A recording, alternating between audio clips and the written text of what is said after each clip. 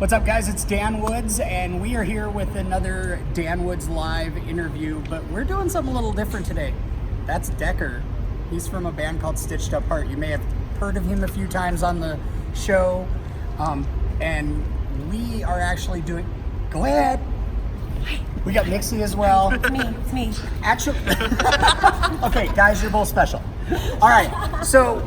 We decided that since we did an interview a couple of months back that we were going to do something a little bit different. You guys have been out on the road with the Firestorm tour, and we decided we were going to do something different because you guys have a VIP experience every night, and so this is it. So we decided it's an Randy interview with and Dan Barrett. Woods every night. I wish, maybe one day we'll go out on the road with you guys for like a week or so. And Are you sure about that? Cause Well, we got to get the missus permission first, but Hey, man. Part of the VIP. part of the Hey, you guys didn't give us any laminates. oh yeah. Look, That's for the So- VIP. so We are the VIP. what I was saying is we're doing something a little different. Tonight we're going to allow the VIPs to ask some questions. And yes, not to be overshadowed, but we have Merritt, Randy, and Jeremy also with Stitched Up Heart here because it is a part of the VIP experience. So we're just going to have some fun, and you're going to get an inside look in what it's like to come and do one of these VIP things with Stitched Up Heart. Except most of the time there isn't an interview happening when we're doing the VIP. Right. This is a special DanWoodzLive This thing. is a Very special Dan Woods special. Anybody who gets any ideas, you have to get my permission first, and I take a royalty. Just saying. Right? Yeah. Not how the makes music. sense. Yeah. It That's makes how this sense. works, right? Right, he called it. Yeah. All right. So, first up, So, What's my your name- name? My name's Jason, and my question for everybody in the band actually is, how did you get into music? When did you know that that was going to be your forever, your thing that you wanted to do? I love that question. So what side? What side do I start on? We'll do like this. Yeah. So for me, I was like 5 years old, and I had this friend, Eli, who'd been playing drums since he was like a baby because his dad was the bass player for this band, Dakota. I think he still is. You ever heard of Dakota? I have not. I didn't either, except for anyways. I'll have to look them He up. was already awesome at playing drums at 5 years old, and I was like, that's what I want to do. So I got a drum kit that Christmas. How did your And parents feel about that? they knew that that's all I wanted because that was the only thing on my letter to sing. Now, It if wasn't we, like G.I. Joe's and He-Man, it was like drum set and that was it. now if we could just get you to being awesome at the drums, then we'd be good. We're working Still towards has it. the 5-year-old part down. Yeah, Yeah. 5-year-old parts down. Yeah, I never grew up from that. But yeah, that was where it originally happened. So Eli, thank you. All right, Miss Mixie. There was a lot of things that led up to it, but my mom actually told me recently, and this is the first thing that came to mind, that when I was like, I don't know, in kindergarten or something, I told her that I wanted to be a rock star. And I don't remember ever saying that. She's like, yeah, you were just like, I was like, what do you want to do? And she's like, I want to be a rock star. And I was like, and I don't remember it, but she told me that recently, and I had no idea that I said that. I don't know.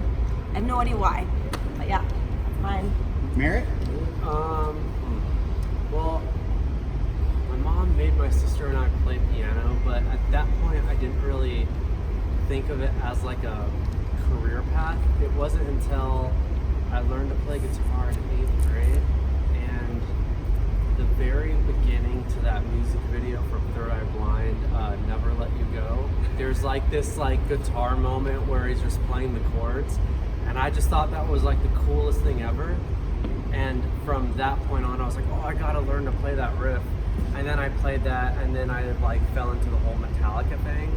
And then I was like, that's Metallica. Like, yeah. And then I was like, that's what I want to do. And that was sort of like the beginning. Well, I remember when I was really young, and I had these next door neighbors. It was this family, and there was like 8 brothers and sisters, and they had this cover band. And I remember, like at a really young age, I would sit outside and I would always listen to them rehearse all the time. And I remember thinking, like, sometimes they'd actually let me come in and watch the rehearsals, but I remember when I would sing them play, that I knew I was like really interested in doing it. And then one of them broke off from the group and ended up having like a huge hit. And I remember when he got super famous, and I was like, that's what I want to do when I'm going to go over. Jeremy? Oh man, probably about 11 years old. My grandfather because I kind of grew up around him playing music. He was an awesome guitarist. Yeah, I just kind of like naturally kind of went into that, and from there, you know, I didn't have a little third eye blind thing, but Metallica. Grew up with that stuff. So expanding on the whole question, which by the way, I've been in radio for 23 years, and those are questions that we would love to remember to ask, but when you get in the middle of an interview like this, it just doesn't happen. But expanding on that, so the most common question is who are some of your influences then that helped bring you up from when you were that age? Let's say 3 each. 3 each. So we keep it like, yeah. I like that. Yeah. Okay, 3 So each. I'd say Tommy Lee, Matt Cameron, and John Bonham. Okay.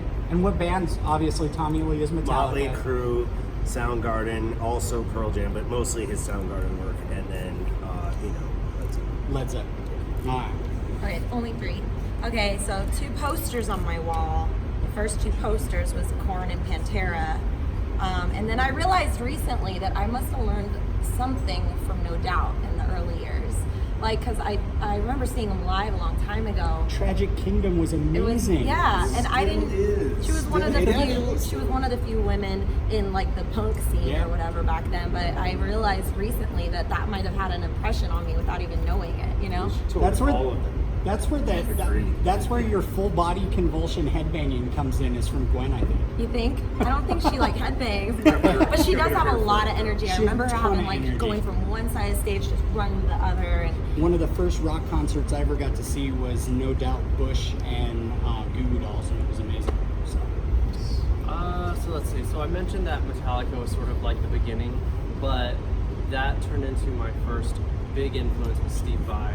That was like in high school, and then college that turned into John 5, and recently, I guess since about 2009, it's been Hans Zimmer, which is not rock music at all. Yeah. That's like so far on the opposite end of the spectrum. Yeah, like at some point I just was like, it just became. He does film scoring and stuff like that too. So. I gotcha. Yeah, so. This is always like one of the hardest questions. Well, I don't know if the hardest, but weirdest questions, because the range of music from different genres I like is so big. Right. And so it's like I from growing up, I was really into a lot of that band I was telling you about earlier was actually an R&B funk band. I was really into a lot of that stuff, like Michael Jackson and like Prince and things like that. And then when I got older, I got really heavily into like Van Halen, and really I loved Metallica. Like really, Metallica was like one of my favorite bands.